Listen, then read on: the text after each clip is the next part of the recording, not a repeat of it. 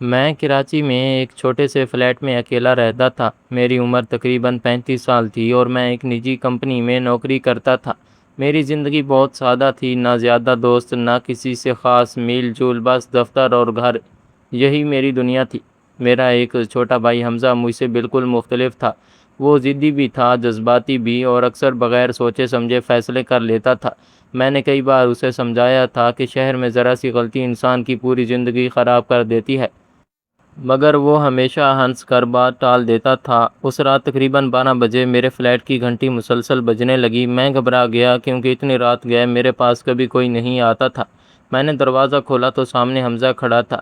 اس کی سانسیں تیز چل رہی تھی، چہرے پر خوف تھا، اور اس کے ساتھ ایک لڑکی بھی کھڑی تھی جس کا دوپٹہ آدھا کندھے سے اترا ہوا تھا اور وہ بری طرح کانپ رہی تھی۔ اس کی آنکھیں سرخ تھی جیسے بہت دیر سے رو رہی ہو۔ میں حیرت سے بولا، حمزہ یہ سب کیا ہے؟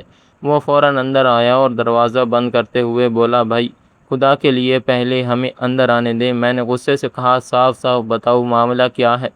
اس نے لڑکی کی طرف دیکھا، پھر دھیرے سے بولا، بھائی میں اس لڑکی کو اپنے ساتھ لے آیا ہوں، ہمیں کچھ دن آپ کے پاس رہنا ہوگا۔ میرے پاؤں تلے سے زمین نکل گئی۔ میں نے فوراً چیخ کر کہا، تم پاگل ہو گئے ہو؟ تمہیں اندازہ بھی ہے تم کیا کر کے آئے ہو؟ اگر کسی نے دیکھ لیا تو پورا محلہ باتیں کرے گا، پولیس آ گئی تو میں بھی پھنس جاؤں گا۔ لڑکی یہ سن کر اور زیادہ خوف زدہ ہو گئی، اس کے ہاتھ بری طرح کانپنے لگے۔ حمزہ فوراً میرے قریب آیا اور التجا کرنے لگا، بھائی خدا کے لیے صرف آج رات ہمیں یہاں رہنے دیں، کل میں کوئی کرائے کا مکان ڈھونڈ لوں گا، پھر فوراً یہاں سے چلے جائیں گے۔ میں شدید پریشان تھا، ایک طرف بدنامی کا خوف تھا، دوسری طرف وہ لڑکی ایسی لگ رہی تھی جیسے کسی بہت بڑے ڈر سے بھاگ کر آئی ہو۔ اس کی حالت دیکھ کر میں فوراً سے دروازے سے واپس بھی نہیں بھیج سکتا تھا۔ میں نے سخت لہجے میں کہا، صرف ایک رات، اس سے زیادہ نہیں۔ حمزہ نے سکون کا سانس لیا اور بار بار میرا شکریہ ادا کرنے لگا۔ میں پوری رات نہیں سو سکا، میرے ذہن میں عجیب و عجیب خیال آتے رہے۔ کہیں لڑکی کے گھر والے نہ آ جائیں، کہیں پولیس نہ پہنچ جائے۔ صبح میں دفتر جانے لگا تو حمزہ بولا، بھائی میں مکان دیکھنے جا رہا ہوں، شام تک واپس آ جاؤں گا، آپ بس اس لڑکی کا خیال رکھیں۔ میں نے غصے سے کہا، جلدی واپس آنا، میں کسی مصیبت میں نہیں پڑنا چاہتا۔ وہ سر ہلا کر چلا گیا۔ اس کے جانے کے بعد گھر میں عجیب خاموشی پھیل گئی۔ وہ لڑکی ڈری ہوئی ایک کونے میں بیٹھی رہی، نہ اس نے کچھ مانگا، نہ کوئی سوال کیا۔ میں نے پہلی بار غور سے اس کا چہرہ دیکھا۔ وہ بہت معصوم لگ رہی تھی، مگر اس کی آنکھوں میں عجیب سا خوف تھا، جیسے وہ ہر آواز پر چونک جاتی ہو۔ شام ہو گئی مگر حمزہ واپس نہ آیا۔ میں نے کئی بار اس کا نمبر ملایا مگر فون بند تھا۔ میرا غصہ بڑھنے لگا۔ رات کو میں نے لڑکی سے پوچھا، تمہارا نام کیا ہے؟ وہ دھیرے سے بولی، زویا۔ میں نے پوچھا، واقعی تم اپنی مرضی سے آئی ہو یا حمزہ تمہیں زبردستی لایا ہے؟ وہ فوراً گھبرا گئی اور بولی، نہیں، میں اپنی مرضی سے آئی ہوں، مگر اس کی آواز میں عجیب سا ڈر تھا، جیسے وہ پوری سچائی نہیں بتا رہی تھی۔ 2 دن گزر گئے، حمزہ کا کوئی پتہ نہ چلا۔ میں مسلسل پریشان رہنے لگا۔ دفتر میں بھی میرا دھیان نہیں رہتا تھا، ہر وقت یہی خوف رہتا کہیں کوئی مسئلہ نہ کھڑا ہو جائے۔ میں نے زویا سے کہا، تم اپنے گھر والوں سے بات کر لو، شاید معاملہ حل ہو جائے، مگر وہ فوراً خوف زدہ ہو گئی اور بولی، نہیں پلیز ایسا مت کریں، وہ لوگ مجھے مار ڈالیں گے۔ میں حیران رہ گیا، آخر ایسا کیا تھا؟ اس کے گھر میں وقت گزرتا گیا اور حمزہ مسلسل غائب رہا۔ 5 دن گزر گئے، پھر 7 دن، پھر 10 دن، مگر اس کا کچھ پتہ نہ چلا۔ اب میرے اندر غصے کے ساتھ خوف بھی بڑھنے لگا تھا۔ ایک رات میں نے سخت لہجے میں کہا، دیکھو میں مزید اندھیرے میں نہیں رہ سکتا، مجھے سچ بتاؤ، تم لوگ اصل میں ہو کون اور حمزہ کہاں گیا ہے؟ زویا کی آنکھوں میں فوراً آنسو آ گئے۔ وہ کافی دیر خاموش رہی، پھر دھیرے سے بولی، اگر میں آپ کو سب کچھ سچ سچ بتا دوں تو کیا آپ مجھے گھر سے نکال دیں گے؟ میں نے کہا، پہلے سچ بتاؤ۔ وہ کانپتی آواز میں بولی، میرا نام زویا نہیں، میرا اصل نام ہنا ہے، اور آپ کا بھائی مجھے اغوا کر کے نہیں لایا تھا۔ میں حیرت سے اسے دیکھنے لگا، اس کی آنکھوں سے مسلسل آنسو بہہ رہے تھے۔ وہ بولی، اس رات میں خود گھر سے بھاگی ہوئی تھی، کیونکہ میرے سوتیلے باپ نے میری شادی ایک ایسے آدمی سے طے کر دی تھی جو مجھ سے بہت بڑا تھا اور نشہ کرتا تھا۔ جب میں نے انکار کیا تو اس نے مجھے بہت مارا۔ میں رات کو جان بچا کر گھر سے بھاگی، مگر راستے میں کچھ لڑکے میرے پیچھے پڑ گئے۔ میں بہت ڈر گئی تھی۔ اسی وقت آپ کا بھائی وہاں پہنچا، اس نے مجھے ان لڑکوں سے بچایا اور پھر مجھے یہاں لے آیا۔ میں خاموشی سے اس کی بات سنتا رہا۔ وہ روتے ہوئے بولی، حمزہ نے کہا تھا کہ وہ اگلے دن ہمارے رہنے کے لیے جگہ ڈھونڈ لے گا، مگر اس رات کے بعد وہ واپس ہی نہیں آیا۔ میرا دل زور زور سے دھڑکنے لگا۔ میں نے فوراً پوچھا اس سے کوئی رابطہ ہوا؟ ہنا نے نفی میں سر ہلایا، پھر آہستہ سے بولی، مگر 3 دن پہلے میرے فون پر ایک میسج آیا تھا۔ میں نے فوراً پوچھا کیا لکھا تھا؟ ہنا خوف زدہ نظروں سے میری طرف دیکھنے لگی، پھر دھیرے سے بولی، اس میں لکھا تھا، اگر زندہ رہنا چاہتی ہو تو کسی کو مت بتانا کہ حمزہ کہاں گیا ہے، کیونکہ وہ اب کبھی واپس نہیں آئے گا۔ ہنا کی بات سن کر میرے جسم میں سرد لہر دوڑ گئی۔ میں چند لمحے خاموش بیٹھا اسے دیکھتا رہا، جبکہ اس کی آنکھوں سے مسلسل آنسو بہہ رہے تھے۔ میرے دماغ میں صرف ایک ہی بات گھوم رہی تھی کہ آخر حمزہ گیا کہاں، اور اسے یہ دھمکی امیز میسج کس نے بھیجا تھا۔ میں نے فوراً ہنا سے اس کا فون مانگا۔ اس نے کانپتے ہوئے ہاتھوں سے موبائل میری طرف بڑھا دیا۔ میں نے میسج کھولا تو واقعی صرف ایک لائن لکھی تھی، اگر زندہ رہنا چاہتی ہو تو خاموش رہو، کیونکہ حمزہ اب کبھی واپس نہیں آئے گا۔ میرا دل زور زور سے دھڑکنے لگا۔ نمبر کسی انجان سم کا تھا۔ میں نے فوراً کال ملائی، مگر فون بند تھا۔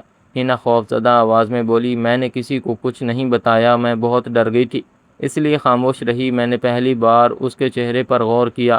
وہ واقعی کسی مجرم کی طرح نہیں بلکہ ایک ڈری ہوئی بچی لگ رہی تھی۔ اس رات ہم دونوں بالکل نہ سو سکے۔ ہر چھوٹی آواز پر ہنا چونک جاتی، جبکہ میں مسلسل حمزہ کے بارے میں سوچتا رہا۔ صبح ہوتے ہی میں نے اس کے دوستوں کو فون کرنا شروع کیا، مگر کسی کے پاس اس کی کوئی خبر نہیں تھی۔ ایک دوست نے صرف اتنا کہا، 2 دن پہلے حمزہ کچھ پریشان لگ رہا تھا اور بار بار کہہ رہا تھا اس نے غلط لوگوں سے دشمنی مول لے لی ہے۔ یہ سن کر میری پریشانی اور بڑھ گئی۔ میں دفتر بھی نہ جا سکا، سارا دن فلیٹ میں بیٹھا سوچتا رہا آخر کرنا کیا ہے۔ ایک طرف میرا بھائی غائب تھا، دوسری طرف ایک اجنبی لڑکی میرے فلیٹ میں موجود تھی۔ اگر محلے والوں کو خبر ہو جاتی تو نہ جانے کیا ہوتا۔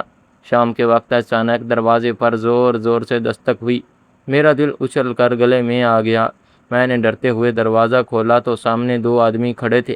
ان کے چہرے سخت تھے۔ ایک نے پوچھا، یہاں حمزہ رہتا ہے؟ میں فوراً گھبرا گیا، مگر خود کو سنبھالتے ہوئے بولا، نہیں، وہ یہاں نہیں رہتا۔ انہوں نے مشکوک نظروں سے مجھے دیکھا، پھر بولے، اگر وہ آتے تو اسے کہنا بہت غلط کام کر بیٹھا ہے۔ یہ کہہ کر دونوں چلے گئے، مگر جاتے جاتے ان کی نظریں فلیٹ کے اندر ضرور گئی تھی۔ میں فوراً اندر آیا تو دیکھا ہنا خوف سے سفید پڑ چکی تھی۔ وہ کانپتی آواز میں بولی، یہی لوگ تھے، وہی لوگ جن سے حمزہ نے مجھے بچایا تھا۔ میں حیرت سے بولا، تم انہیں جانتی ہو؟ اس نے روتے ہوئے کہا، یہ میرے سوتیلے باپ کے آدمی ہیں، وہ مجھے واپس لے جانا چاہتے ہیں کیونکہ اس شخص کو پیسے مل چکے ہیں جس سے میری شادی طے ہوئی تھی۔ میرا غصہ بڑھنے لگا۔ میں نے کہا، تم نے پہلے کیوں نہیں بتایا؟ ہنا نے آنسو صاف کرتے ہوئے کہا، میں نہیں چاہتی تھی کہ آپ بھی کسی مصیبت میں پڑ جائیں۔ پہلے ہی آپ نے ہمیں پناہ دے کر بہت بڑا خطرہ مول لے لیا ہے۔ اس کی بات سن کر میں خاموش ہو گیا، کیونکہ حقیقت یہی تھی کہ اب میں بھی اس مسئلے میں پوری طرح پھنس چکا تھا۔ اسی رات تقریباً 2 بجے میرے فون پر ایک انجان کال آئی۔ میں نے جیسے ہی فون اٹھایا، دوسری طرف سے دھیمی آواز آئی، اگر اپنے بھائی کو زندہ دیکھنا چاہتے ہو تو اس لڑکی کو کل شام تک ہمارے حوالے کر دو۔ میرا خون خشک ہو گیا۔ میں چیخ پڑا، تم لوگ کون ہو؟ حمزہ کہاں ہے؟ دوسری طرف سے صرف ہنس کی آواز آئی، پھر فون بند ہو گیا۔ میرے ہاتھ بری طرح کانپنے لگے۔ ہنا مسلسل میری طرف دیکھ رہی تھی۔ اس نے ڈرتے ہوئے پوچھا، کیا ہوا؟ میں کچھ لمحے خاموش رہا، پھر اسے ساری بات بتا دی۔ یہ سنتے ہی اس کے چہرے کا رنگ اڑ گیا۔ وہ فوراً بولی، نہیں، آپ میری وجہ سے اپنے بھائی کی جان خطرے میں مت ڈالیں، مجھے ان کے حوالے کر دیں۔ میں خاموشی سے اسے دیکھتا رہا۔ اس لمحے پہلی بار مجھے احساس ہوا یہ لڑکی کتنی بے بس ہے۔ وہ اپنی جان سے زیادہ میرے بھائی کی فکر کر رہی تھی۔ میں پوری رات سوچتا رہا، اگر ہنا کو ان لوگوں کے حوالے کر دوں تو شاید حمزہ واپس آ جائے، مگر اگر انہوں نے جھوٹ بولا ہو تو، اور اگر واقعی ہنا کی جان خطرے میں ہو تو صبح کے وقت میں نے فیصلہ کیا کہ میں پولیس کے پاس جاؤں گا۔ مگر ہنا فوراً ڈر گئی۔ وہ بولی، نہیں، پولیس کو مت بتائیں، میرے سوتیلے باپ کے تعلقات بہت خطرناک لوگوں سے ہیں، وہ ہمیں کہیں کا نہیں چھوڑیں گے۔ میں شدید الجھن میں تھا۔ دوپہر کے وقت اچانک میرے فلیٹ کے نیچے شور ہونے لگا۔ میں کھڑکی سے جھانکا تو وہی 2 آدمی نیچے کھڑے تھے اور آس پاس نظریں دوڑا رہے تھے۔ میرا دل تیزی سے دھڑکنے لگا۔ میں فوراً دروازے سے ہٹ گیا۔ ہنا خوف سے میرے قریب آئی۔ اس کے ہاتھ برف کی طرح ٹھنڈے تھے۔ وہ کانپتی آواز میں بولی، وہ لوگ یہاں تک پہنچ گئے ہیں۔ میں ان آدمیوں کا پیچھا بھی کرنا چاہتا تھا، مگر ہنا کو اکیلا بھی نہیں چھوڑ سکتا تھا۔ مجبوراً ہنا کو لے کر میں اس پتے پر گیا جہاں پر ایک پورا گروہ تھا۔ حمزہ کو رسیوں سے باندھا ہوا تھا۔ یہ دیکھ کر میرا دل کٹ گیا۔ میں نے غصے سے پوچھا، تم لوگ آخر چاہتے کیا ہو؟ اس داڑھی والے آدمی نے ایک ہیکمہ لگایا اور بولا، لڑکی کے سوتیلے باپ نے اسے ایک بااثر آدمی کو بیچا تھا۔ بہت بڑی رقم لی گئی تھی مگر یہ بھاگ گئی۔ پھر تمہارے بھائی نے بیچ میں آ کر سارا کھیل خراب کر دیا۔ ہنا زور زور سے رونے لگی جبکہ میرے جسم میں آگ سی لگ گئی تھی۔ مجھے یقین نہیں آ رہا تھا کہ ایک باپ اپنی بیٹی کے ساتھ ایسا بھی کر سکتا ہے۔ حمزہ نے کمزور آواز میں کہا، بھائی میں نے صرف اسے بچانے کی کوشش کی تھی، مجھے نہیں معلوم تھا یہ لوگ اتنے خطرناک ہیں۔ اس کی آنکھوں میں درد تھا مگر اس سے زیادہ فکر ہنا کی تھی۔ اسی لمحے اچانک باہر گاڑیوں کے رکنے کی آواز آئی۔ وہ تینوں آدمی چونک گئے۔ ان میں سے ایک فوراً دروازے کی طرف بھاگا، پھر گھبرا کر بولا، پولیس پولیس آ گئی۔ میرے قدم بھی حیرت سے رک گئے کیونکہ ہم نے تو کسی کو خبر نہیں دی تھی۔ اگلے ہی لمحے باہر سے آوازیں آنے لگی اور پھر فائرنگ شروع ہو گئی۔ پورا گودام گولیوں کی آواز سے گونج اٹھا۔ ہنا خوف سے میرے بازو سے چمٹ گئی۔ میں فوراً زمین پر جھک گیا۔ وہ تینوں آدمی ادھر ادھر بھاگنے لگے مگر چند ہی لمحوں میں پولیس اندر گھس آئی اور انہیں قابو کر لیا۔ میں حیرت سے سب دیکھ رہا تھا۔ پھر اچانک ایک پولیس افسر میرے قریب آیا اور بولا، آپ لوگ ٹھیک ہیں؟ میں نے فوراً کہا، پہلے میرے بھائی کو کھولو۔ حمزہ بے ہوش ہونے کے قریب تھا۔ پولیس والوں نے جلدی سے اس کی رسیاں کھولی اور اسے اٹھایا۔ ہنا رو رہی تھی۔ کچھ دیر بعد حالات پرسکون ہوئے تو مجھے پتہ چلا کہ پولیس کو خفیہ اطلاع ملی تھی کہ اس گودام میں لڑکیوں کی خرید و فروخت کرنے والا گروہ موجود ہے اور آج رات یہاں کوئی ڈیل ہونے والی ہے۔ یہ سن کر مجھے رونگٹے کھڑے ہو گئے۔ اگر ہم تھوڑی دیر اور رک دیتے تو شاید ہم زندہ واپس نہ جا پاتے۔ حمزہ کو فوراً اسپتال منتقل کیا گیا۔ اس کی حالت کافی خراب تھی مگر ڈاکٹرز نے کہا کہ وہ بچ جائے گا۔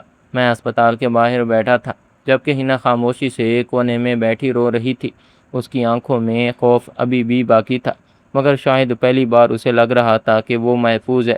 کچھ دیر بعد پولیس نے ہنا کا بیان لیا اور اس کے سوتیلے باپ کو بھی گرفتار کر لیا۔ جب حقیقت سامنے آئی تو سب حیران رہ گئے۔ اس شخص نے واقعی پیسوں کے لیے ہنا کی زندگی بیچ دی تھی۔ پولیس افسر نے مجھے بتایا کہ یہ لوگ کئی لڑکیوں کو زبردستی ایسے لوگوں کے حوالے کر چکے تھے مگر پہلی بار کوئی بچ نکلنے میں کامیاب ہوئی تھی۔ حمزہ کو ہوش آیا۔ میں نے اللہ کا شکر ادا کیا۔ ہفتوں بعد حالات کافی بہتر ہو گئے۔ ہنا کو ایک ویمن شیلٹر منتقل کر دیا گیا جہاں وہ محفوظ تھی اور اس نے اپنی تعلیم دوبارہ شروع کر دی۔